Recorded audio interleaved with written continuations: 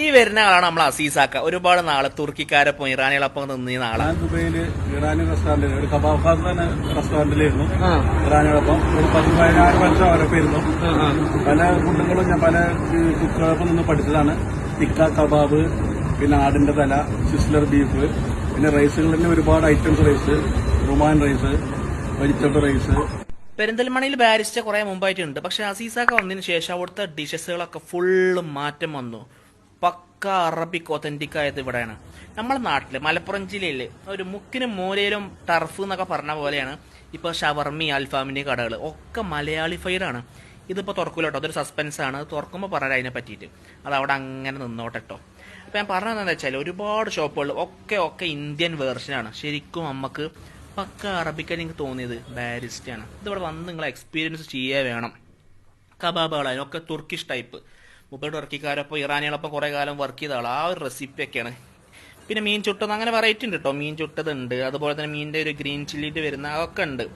പക്ഷെ പോത്തിന്റെ വാരിയില ചുട്ടത് നമ്മൾ ഡെലീഷ്യയിലൊക്കെ ഉണ്ടായിരുന്നു. പക്ഷെ ഇവിടെയും സ്റ്റാർട്ട് ചെയ്തിട്ടുണ്ട് കണ്ടോ. പോത്തിന്റെ വാരിയില മേലെ സ്പൈസി ആയിട്ടുള്ള സോസൊക്കെ തേച്ചിട്ട്. അപ്പൊ അങ്ങനെയൊക്കെ വെറൈറ്റീസ്. മജ്ബൂസ് റൈസ് ഉണ്ട്. ഇവിടെ കുറച്ച് വെറൈറ്റി ഡിഷസ് ഞാൻ കാണിച്ചു തരാം കേട്ടോ. ഒന്ന് അതിന്റെ മേലെ സാധനം വെക്കുന്നുണ്ട്, ആടിന്റെ തല കണ്ടോ. ഇതൊന്നും ഞാൻ വേറെ എവിടെയും കണ്ടിട്ടില്ല കേട്ടോ. മലപ്പുറം ജില്ലയിൽ ഒരുപാട് ഷോപ്പുകളുണ്ട്. മന്തി എന്ന് പറഞ്ഞ് ഇങ്ങനെ കൊടുക്കുന്നുണ്ട്.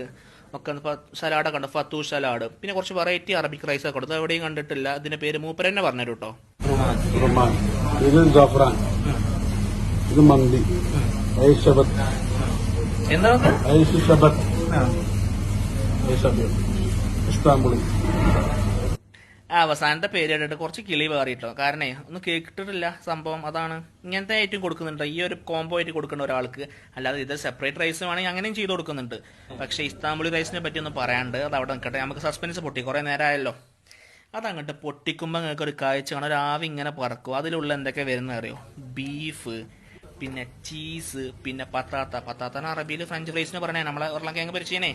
അപ്പോൾ ഒക്കെ പാടെ അങ്ങനെ മിക്സ് ആയിട്ട് കഴിക്കണം. ബീഫിന്റെയും ചീസിന്റെയും ഫ്ലേവർ വരുമ്പോൾ ഇത് നെക്സ്റ്റ് ലെവലാവും. ഇത് മസ്റ്റ് ട്രൈ ചെയ്യാം. ബീഫിന്റെ ഫ്ലേവർ ശരിക്കും അറിയാൻ പറ്റും കേട്ടോ. ഇത് നിങ്ങൾ കഴിച്ചു നോക്കേണ്ട സാധനം തന്നെയാണ്, വേറെ ലെവൽ.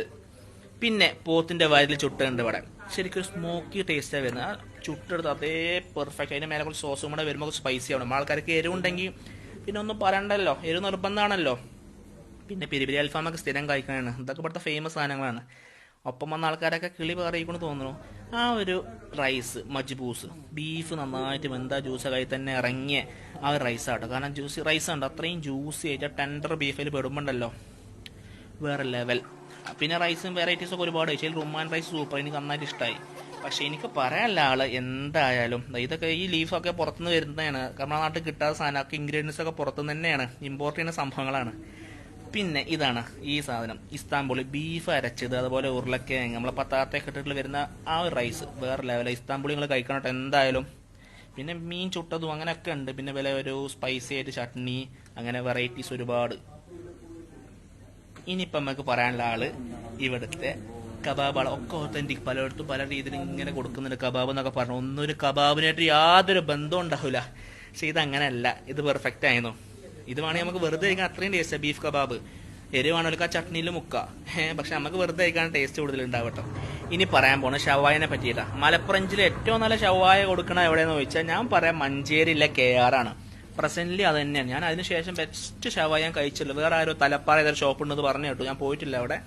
പക്ഷെ ഇവിടുത്തെ ഷവായും വേറെ ലെവൽ തന്നെ. നല്ല സ്പൈസി ആയിട്ടില്ല. നമ്മളെ ആൾക്കാർക്ക് ഉള്ള എരിവാണ്. അതിൻ്റെ സ്റ്റഫ് ചെയ്ത് മസാല ഉണ്ടല്ലോ, അതാണ് വളരെ ഹൈലൈറ്റ്. വേറെ അവിടെ ഞാൻ കണ്ടില്ല ഷവായിൽ ഇങ്ങനെ ഒരു മസാല ഒരുപാട് സ്റ്റഫ് ചെയ്തിട്ടില്ല. സൂപ്പർ ആയിട്ടാ മസാല. അതുപോലെ തന്നെ പുറത്തിലെ ഔട്ടർ സ്കിൻ എല്ലാം പെർഫെക്റ്റ് ആയിരുന്നു. ശരിക്കും പെർഫെക്റ്റ് തന്നെ. പേഴ്സണലി പെരിന്തൽമണ്ണയിലെ ഏറ്റവും ബെസ്റ്റ് അറബ് റെസ്റ്റോറൻറ്റ് പെരിന്തൽമണ്ണയിലാണോ ഇനി മലപ്പുറത്താണോ എനിക്കറിയില്ല. മലപ്പുറം ജില്ലയിലെ ഏറ്റവും ബെസ്റ്റ് വേറെ ഒന്നുമല്ല.